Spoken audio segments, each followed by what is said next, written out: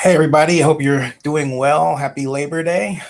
And I was going to make my Labor Day vlog, but I thought this was far more important to, as I said, get off the ground. And so here I'm doing that. I'm going to take just a few moments here just to make absolutely certain that uh, this is also sent out via Twitter or text, rather, Twitter, so that certain specific parties can see it when they're able to see it. Um, and so bear with me for one moment while I tweet this. A play on the Blazing Saddles. Bear with me for one moment while I tweet this. A play on the Blazing Saddles. Bear with me for one moment.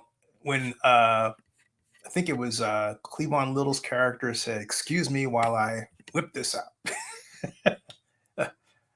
He meant the gun, of course, but he didn't mean right. He didn't mean you know all that other stuff. So at any rate, uh, yeah, this is the live stream version on Zenny62. You can click on it, and if you click on it, yeah, this is the live stream version on Zenny62. And I want to avoid the feedback, so I shut that off. And now I will share that with certain parties. This with certain parties, so they can't say, "Hey, you didn't let me know." I'm letting them know about this because it's something that one should know. Okay. So anyway, that one, and then one more, and I will commence uh, with this here. Okay. All right. That's enough for now. All right. Okay. So about, I would say now 5 days ago, I received an email from a man I will not name. I know who this is. This person's been a long time reader and listener of my vlogs and content. So very much appreciate his patronage from that perspective. But he wrote an email that really took me by surprise. It was actually a set of emails. And for that, I'm going to go right here. This is zennyreport.com. It's the front page story or post at zennyreport.com. And I'm going to read to you what it says, so that, well, you can't say you missed it, right? Because I'm reading it to you. The title is "The Towering Racism of Some Against the African American Sports Entertainment Group Oakland Alameda County Coliseum Land Purchase." That's what it's called. Okay. And it goes like this: sadly, not too deep behind the opposition to the African American Sports Entertainment Group purchase of the Oakland Alameda County Coliseum, should say Coliseum, there is a not all hidden racism. What follows is an email exchange I had with a longtime reader and viewer of Zenny60 media platforms and Zenny62 YouTube channel that was shockingly racist. Here it is with the name of the person removed. It started with a comment I made in my interview with AASEG founder Ray Bobbitt. I said that Floyd Kephart, who once held an exclusive negotiating agreement with the city of Oakland to build Coliseum City and expired in 2015, or actually really was terminated, was removed from the project because he did not prove to the city that he had the money he claimed to possess. The quote, man whose name will be withheld, emailed out of the blue on this, which is fine but this is what he wrote. Quote, Kephart gave you proof that he had the money and was ready to close. You said that Kephart couldn't come up with the money, and that is radically false. Stop spreading rumors like that. By the man whose name will be withheld. My response, hi, man whose name will be withheld. No, you're completely incorrect. 100%. Larry Gallegos, Project Manager 3, Department, Economic and Workforce Development Department, said that Floyd did not have the money. He personally told me this. Larry did. Meanwhile, Floyd was asking for City of Oakland money and at the same time expressing an interest in buying the Raiders. For some reason, I wrote, you're mesmerized with the idea that Floyd is this massively rich guy. What you never asked him was if he had any investment partners and what his overall development pro forma looked like. Answer, he had none.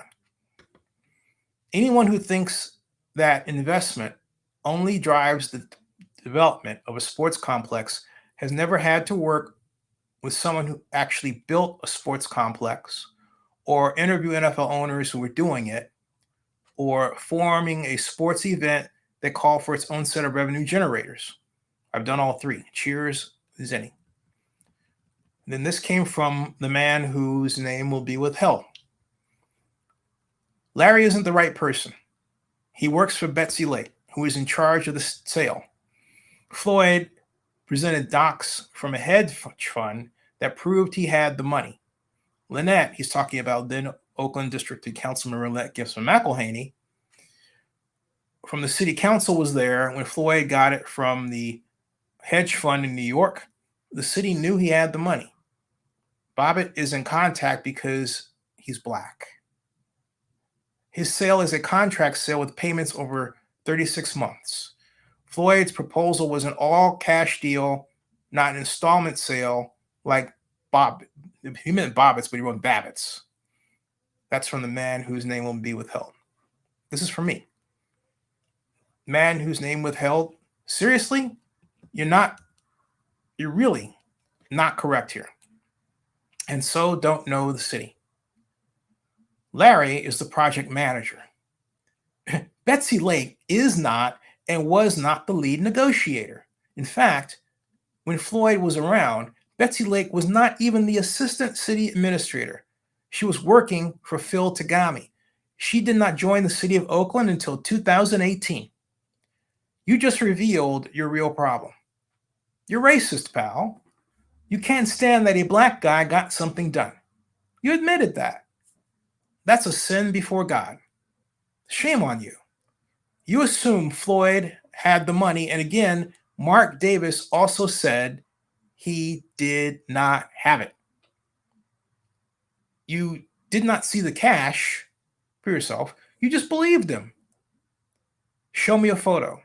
And I can't speak on Lynette because she never talked about him with me, talking about Kephart. But Libby had, Oakland Mayor Libby Schaaf, had final say, and she booted him. Zenny. This is from man whose name will be withheld. Floyd did have a plan for the property. The Coliseum was called Coliseum City, and if you were to go online, you could see it. It's multiple high-rise buildings of office and residential. So when you say he didn't have a plan, you're wrong. That's from the man whose name will be withheld. This is from me. Man whose name will be withheld. I hate to break this to you, but I never said he did not have a plan. I said he did not have the money.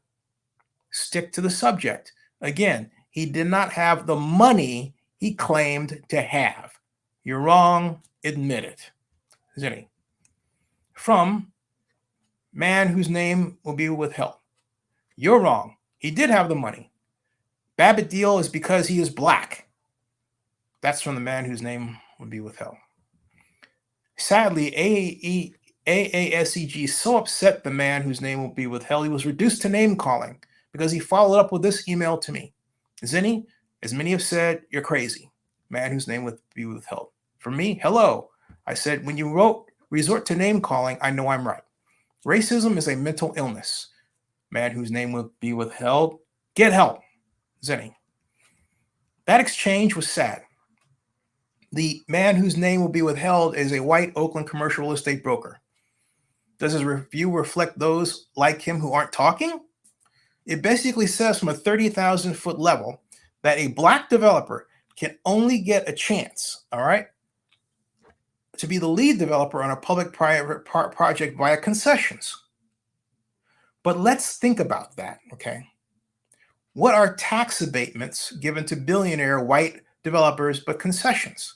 And you say, what are tax abatements? And tax abatements are where you know let's say the property tax is 1%, but you say, hey, I don't even want to pay 1%. I don't want to pay any property tax. And then the government says, okay, you don't have to pay it.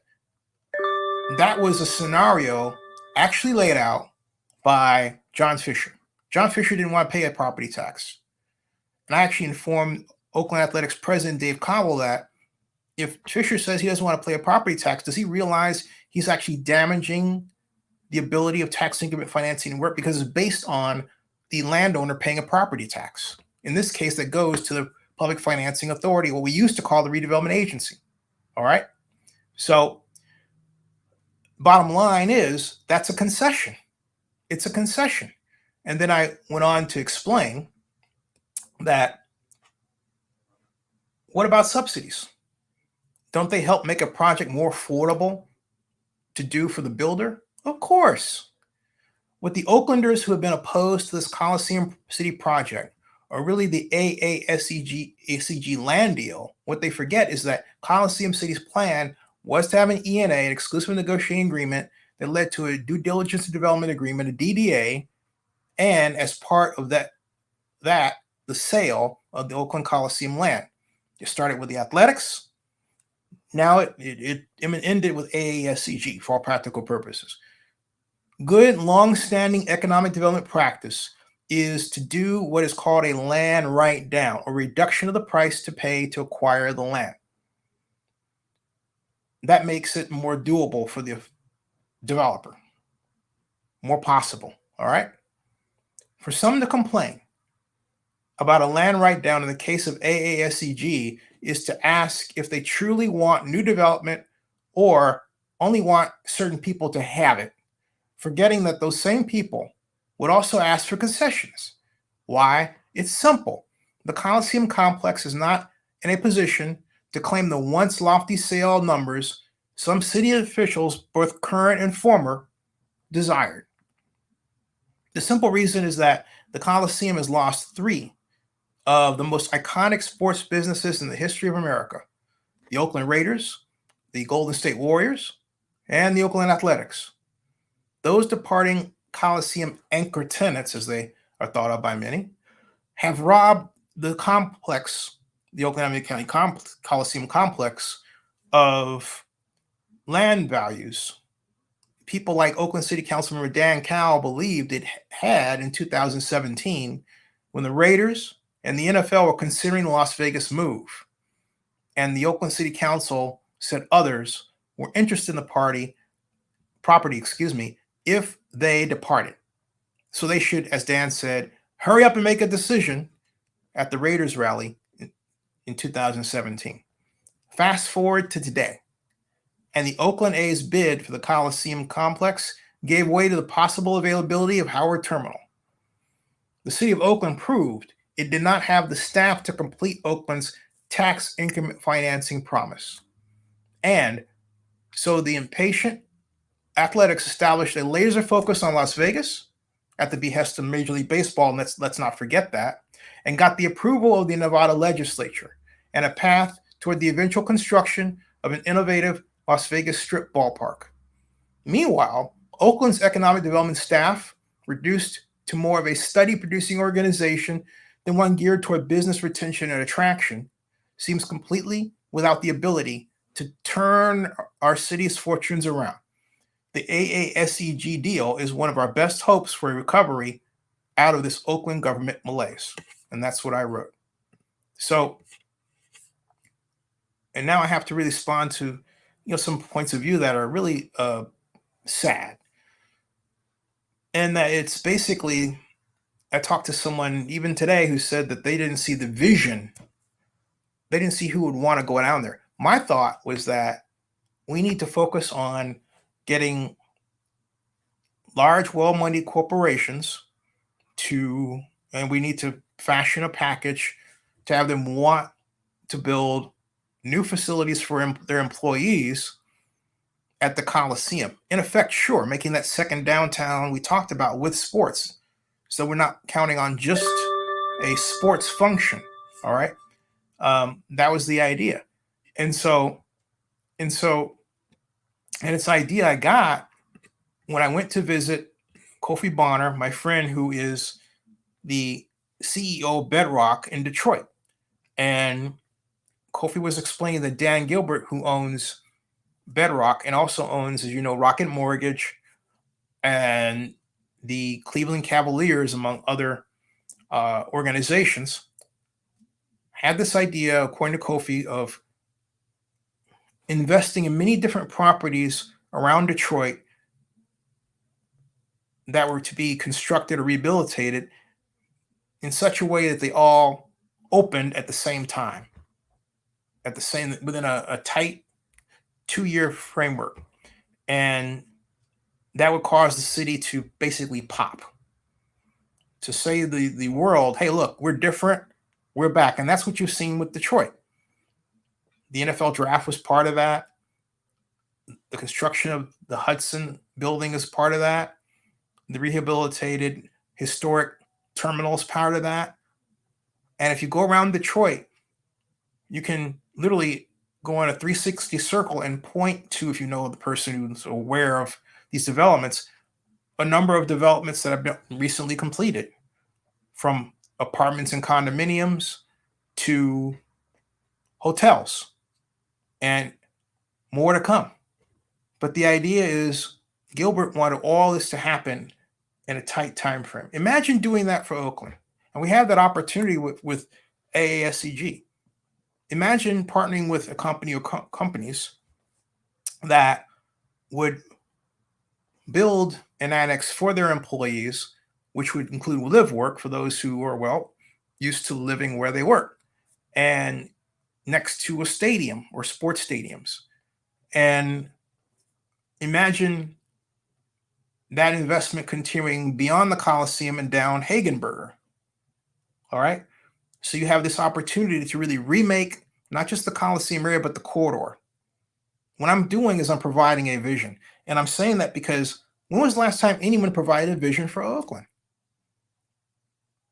I mean, even the current AASEG proposal rests on something that Floyd Kephart originally created, and Ray Bobbitt and company turned to those models and videos to present their idea.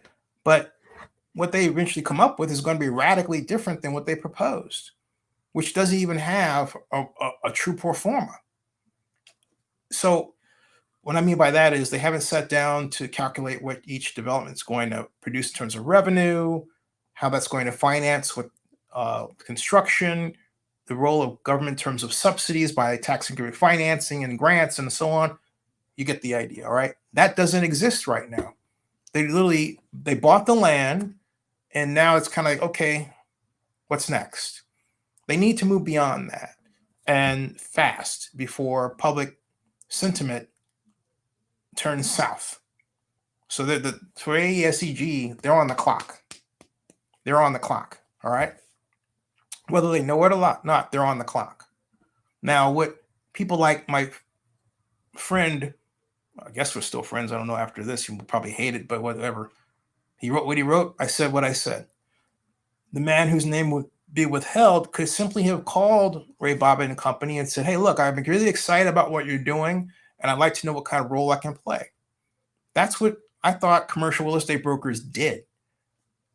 If you're familiar with your city, if you love your city, you get involved in the investment of your city. You don't assume that, oh, they're black and they're just getting because they're black, and therefore because they're black, I don't want to deal with them.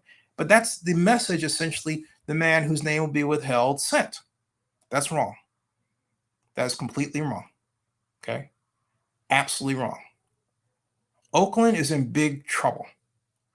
And the other problem I want to get to is that there are more people say, well, they should have done a ground lease. I talked about this with Ray Bobbitt before, and I'll say it again. The ground lease idea is wrong. I don't know why someone thinks that's a good idea. And they would say, well, it's because we get money year over year. Well, you do that with a property tax. Okay. You can do that with fees. But the one thing you do get when you have a land turnover is you also get a transfer tax calculation in many cases. So if the land is private, there's the opportunity for AASEG to resell parcels to, for example, organizations like what I'm talking about, which would be ideally like Bedrock, which would buy their parcel and develop on their parcel within the total land area that's owned by AASEG. And also, the city would still be in partnership via the Enhanced Infrastructure Financing District mechanism. All right? So there's a way to get from here to there. We just have to find the way. And we have to stop this crab barrel idea that just because someone black does something, it's devalued or substandard or anything else, as opposed to thought of as the Rolex gold standard that can be achieved. Because that lack of thinking explains why Oakland is where it is today, at a place where in the Oakland Hills, the South Oakland Hills, there is a young woman, middle-aged, whatever, but she is literally terrorized by criminals who kidnapped her husband. You hear what I'm saying? Kidnapped her husband in an attempt to rob the family. And he is still missing. This is not reported in the news. I'm telling you this right now. Something needs to be done about Oakland. The current mayor is not doing it, and the mayor has hired people who don't know how. The city administrator is from where I'm here from my mom, Atlanta. He's fresh out of water. He doesn't know the laws, and he has staff people who don't know them well either. And yet they take a backseat to an organization ran by one person, that's Mayor Tao, and she pulls the strings and wants to be seen as pulling the string, and she wants to pull more of the strings via the police commission and other adjustments. Of course, she's going to be recalled out. But who's to say we get a better candidate, a better person who's going to be in her slot as mayor? The structure guarantees that we have people who, it's a coin flip, will be control freaks who really have no idea what they're doing. And that's what we're inviting. You need to have public officials with some power to be able to implement long-term planning. Right now, no. That's why we have this revolving door. It's the way the system is designed. Hey, if you find out that the mayor is not going to be reelected, if you find out that the mayor is going to be going out by recall, what's the first thing you're looking to do? Jump ship. Or go around town in a dog and pony show and try to save your job, as opposed to what we used to do.